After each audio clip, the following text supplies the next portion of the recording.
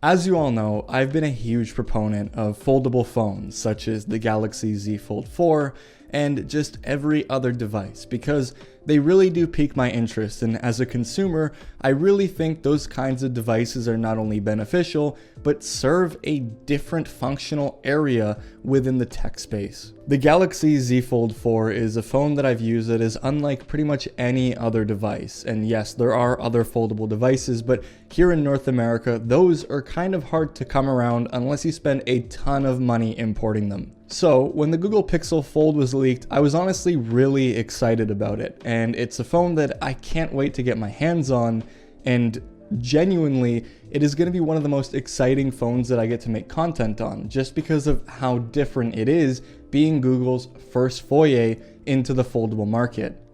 Did I use that term right? I don't know. So this video is just kind of a chit chat. I wanted to sit down and talk with you and kind of lead away from a script a little bit and do something a little different on the channel. So before we get into it, a like and a sub to the channel is always appreciated. Your support honestly has been incredible, and I really can't believe that we're pushing 20,000 subscribers. Just thank you so much for the support that you've shown. It really does mean the world. Anyways, if you don't know much about the Google Pixel Fold, it's going to be rocking the Tensor G2 chip, and that is the same chip that was found in last year's Pixel 7 and Pixel 7 Pro phones. Now, I don't have a problem with the Tensor G2 as it was a powerful enough chip to use in a flagship device, but it kind of fell short for me in my opinion when it comes to things like gaming performance. It ran a little hotter, and in a lot of more demanding titles, it didn't really keep up with what was available on the market, especially coming from the 8 Gen 1 or the 8 Plus Gen 1 inside of the Fold 4 and the A15 Bionic inside of the iPhone 14 Pro. It honestly just wasn't really enough for me to really enjoy that device because I use my phone for a lot more than just being a phone. You know, mobile games, emulation, stuff like that is something that I really like to dabble in, and that extra performance is something that I really do enjoy when it comes to these mobile devices. So when it comes to a folding phone and having that extra screen real estate, it kind of begs the question, is this going to be powerful enough? One thing that I did on the Z Fold 4 that I can't really see myself doing all too well on the Pixel Fold is emulation in titles like GameCube games. Sure, they'll probably run fine, but it'll probably make the phone just a little bit hotter, and there's just a lot of technicalities that I don't really want to get running into until I actually have my hands on the device. That being said though, I still think that the Tensor G2 is an okay chip for this phone, or at least I did, until I found out about the price. Before we get into the price though, I do want to talk about some other specs coming out of the Pixel Fold because I think it's a really interesting device being Google's first foldable. So it's going to be featuring a 7.6-inch tablet size screen with water resistance. And I think water resistance here is a really big one because a lot of other foldables aside from the Z Fold don't have water resistance. And this is something that is really hard to accomplish just with the foldable nature. But if Google does nail this and this phone is really successful, I could see this being the go-to for a lot of people since that feature just is really important to a lot of people. The phone will officially be unveiled in June, which actually isn't too far away, and a lot of it does look pretty promising. The build quality, the design, everything about the Pixel Fold looks like a real, genuine competitor coming from Google. And one thing to know about Google is the price tag, right? When it comes to their market share, they're kind of struggling a little bit to keep their head above the water. And it's just kind of odd, you know, coming from Google, the people that actually make Android. However, they only account for, I believe, 3% of the global smartphone market share, which is kind of absurd. And the way that they've been able to kind of, you know, pique interest within a lot of people is by having lower priced devices or offering really big discounts on their phones. You know, in Canada, I'm able to get a Pixel 7 for about $600 and a Pixel 7 Pro for about $800 when they're on sale, which is not very expensive for the device that you're getting. But the Pixel 7 Fold will be coming with a expected hefty price tag of $1,700 US, which is about 2,300 Canadian.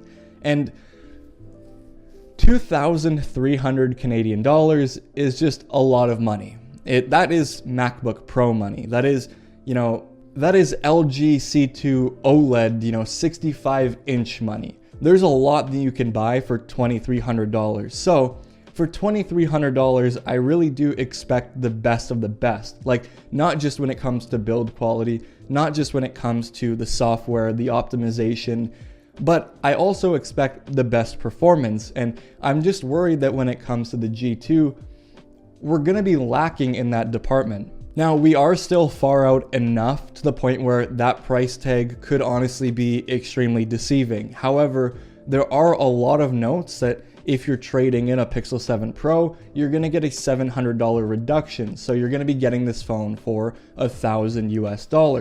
But that's like 1,300 Canadian nearly.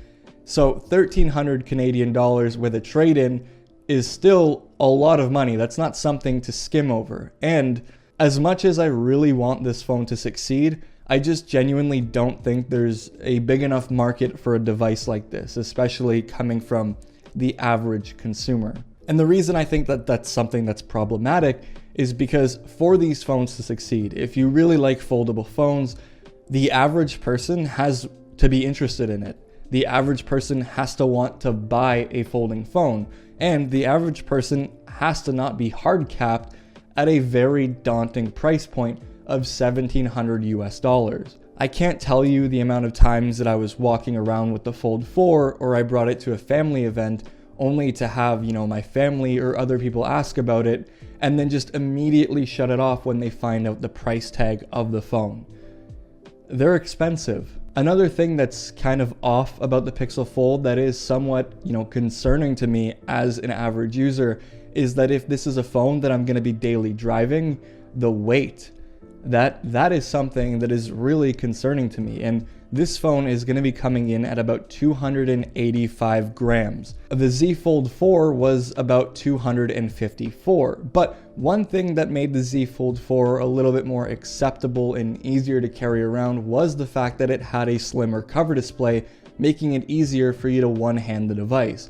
With the Pixel Fold, you can kind of tell that the front display is going to be a lot wider, something that is going to resemble a regular smartphone. And at that point, I'm just kind of concerned as to how heavy this phone is going to get, especially when you're going to be pushing the 300 gram mark once you add any decent case. We do have some more specifications though. The outer screen should be a resolution of 1080 by 2100, while the 7.6 inch inner display is going to be about 1840 to 2280. Unlike the Pixel 7 though, none of these screens are going to include a fingerprint reader. And I actually kind of like that idea. It's very similar to the Z Fold 4 where the fingerprint reader is actually on the side of the phone, so no matter how you're holding it, the way that you unlock it is just the same.